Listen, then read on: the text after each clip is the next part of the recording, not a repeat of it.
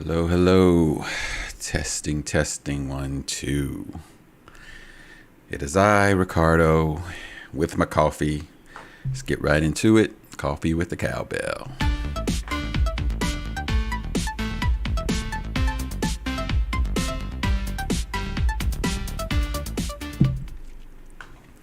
Ricardo Wilkins here, your resident Teams geek, here to chat with you 9 p.m. Eastern with the decaf edition of Coffee with the Cowbell. So yes, drink some coffee with me, but make sure it's decaf. I can't have you blaming me for being up all night. Cool. And if you're here live or on demand on any one of these platforms, then you are here because you enjoy learning more about teams. And today, if you saw a little ad for it today, I thought we would talk about mute. may be wondering, what do you mean by that? And I just thought there's several, and we'll make this quick, but there's several little nuances to this whole mute thing. And I think it was either Tuesday or last week, I talked about controlling your Teams meeting, and in large part of that is controlling the mute, people coming off mute and background noise, and kind of messing with the I don't know, the integrity of the meeting or whatever, especially if you're trying to record the meeting, right? But a couple things I thought I'd talk about. So first off, I'll start with, I think I showed this last week, the Microsoft Presenter Plus, the new device. Essentially, in a nutshell, this is a device where on the top here I can mute, come on and off mute with the top button. It's also got a button for joining a meeting, for navigating through the slides. But and so I've been using this about a week now, since finally shipped to me. And what I realize is it's now a new motion for me, as I am often now joining meetings with this in my hand. So all of this is about, easily coming on and off mute without any extra devices. If you need to come off mute, you would hit the mute button on Teams to come off mute, hit it to go back on mute. You might even use the, I think it's Control Shift to come off mute temporarily on your keyboard. So that's your second option. You could have a device like this to come off mute, so I can kind of with just one click in my hand, I don't have to worry about finding on the screen the mute button. I can just do it in my hand. And also, you can't see it now, but this is bright red when I'm on mute. This illuminates, because I often wondered what's the best way. We all forget to come off mute. I mean, even a meeting today, someone started talking. We said, "Hey, you're on mute," and he's like, "Yep, I owe $5 in the mute jar," right? Because it's just so common. And I often wondered, what's the best way for a person to know? Do you need some kind of visual indicator beyond the little slice through the microphone? I almost wish my whole desktop was red or something, But so this being red in my hand helps a little with me, kind of remembering that I'm on mute. I also have, and I don't know if I can show you, it's not going to get into camp. Well, maybe, I don't know. Yeah, it's hard to see. This is Stream Deck. This is one of two that I have. There's a dedicated, it's hard to see, but there's a dedicated mute button that I use on this too, that I basically put right next to, right in reach. So I'm just one click away from hitting mute with my thumb, kind of off camera. So in my case, I got several options for that. So it's kind of whatever, works for you. And that's really what tonight was about, me kind of just talking as I thought about this concept of mute. I was like, there really is a bunch to say about that, because for instance, if you are running Windows 11, maybe even Windows 10, I mean, Windows has now incorporated more of a global mute concept. If you ever paid attention, down in your tray, you see a little microphone there. So it's a obvious kind of understanding that this whole video conference thing, this whole mute and being off mute and being on camera, I mean, that's a part of our lives now, more so than it was in the past. And so we need the right tools to do that. So let's just go to the basics here for a second, make sure we're all on the same page in terms of what we can do from a muted perspective. I'm going to start up a meeting here, because I know we all know what mute is, but we might not know about some of these other nuances. And if you are joining live and you're in chat, Of course, hit me up with say hi. Hit me up if you agree with these mute challenges and or any questions you might have about anything really. But if I fire up this meeting, I did want to point out, because this came up in a meeting recently about, why do we go on mute is because, we don't want the background noise to mess with everyone's meeting. And when you're in a meeting like this one that we're in here, I did want to show the three buttons on more device settings. And then certainly you got your microphone selection here. But if you scroll down, you also have noise suppression, which is usually auto by default. But again, so when you're off mute, can our devices help still with that background noise? And Teams is trying to help from that perspective. So if I hit this drop down, you can see there's an off, low, and high. Most of us want it on auto or high, right? Low, as it even points out, is when you actually want some background noise to come in. Maybe you're playing music, or maybe there's someone else in the room that you're trying to incorporate into your audio. But in general, auto or high is going to work for you. I've seen folks using Teams in very loud environments where that noise suppression really, the AI is pretty powerful there, and so it really helps to get that noise out the background. But in case you weren't sure where that was, you probably assumed that Teams was doing something to help. But I just want to show you there where you can actually hit a setting to adjust that, right? But again, auto probably gets the job done. What's not here is, if you have some devices like a headset, like I tend to use, this here, a Jabra headset very often. This really, let me switch here. This also comes into play in this whole topic of mute, because this particular headset and headsets like it have a boom mic, which I like because if I can't remember or don't want to kind of hit a button, this is off mute and this is on mute. And so I think when I have this headset on, I rarely get caught speaking on mute, because it's so obvious that this thing needs to be down in front of my mouth to talk.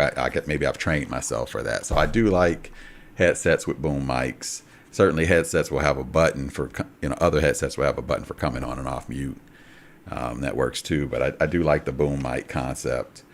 And in that case, even if Teams is off mute, if I'm, have the boom mic up, I'm still on mute regardless of what Teams is saying.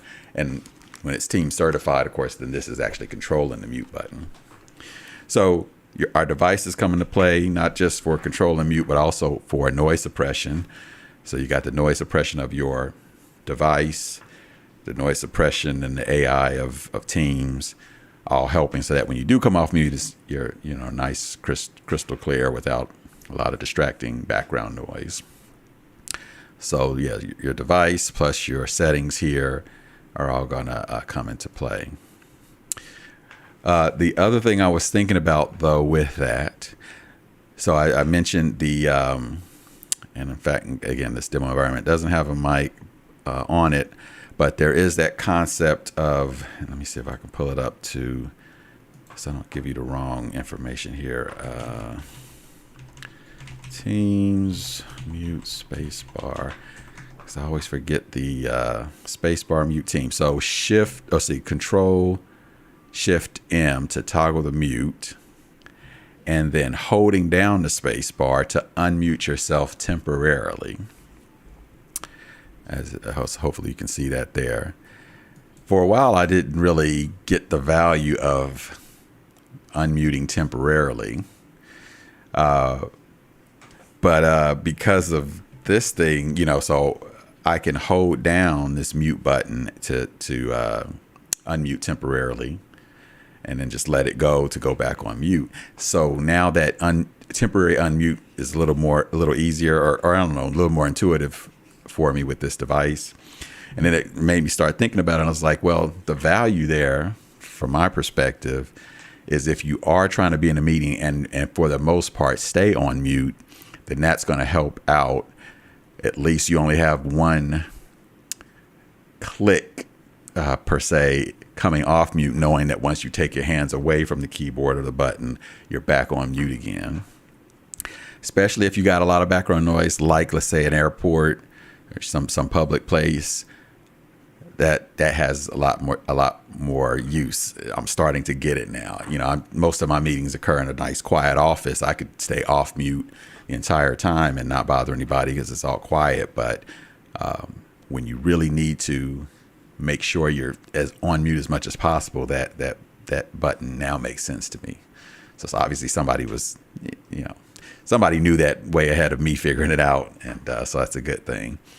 And so, yeah, that can certainly be very useful if you have a lot of distractions. The other reason where that's useful is, you've all been in meetings where there's echo.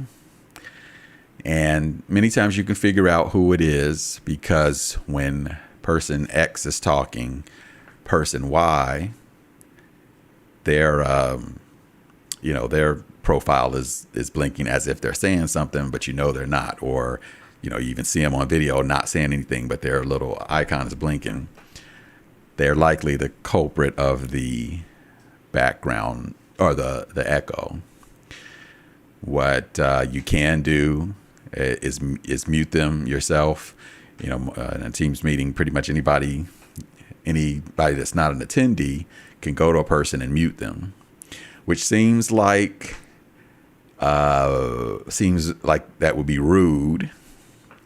But again, I'm not advocating for muting people because you don't like what they have to say.